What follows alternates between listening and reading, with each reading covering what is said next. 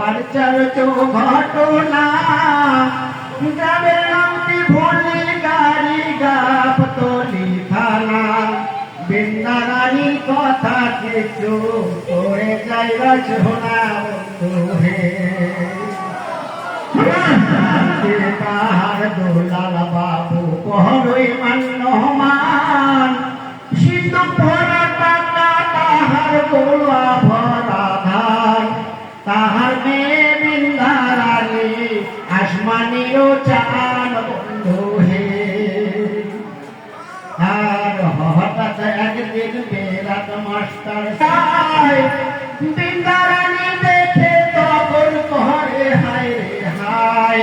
লজ্জায় গোটালাল হয়ে যায় কহিবা না ভাই বন্ধু হে আরে ভাবে বেরাত মাস্টার মনে মনে ভাবে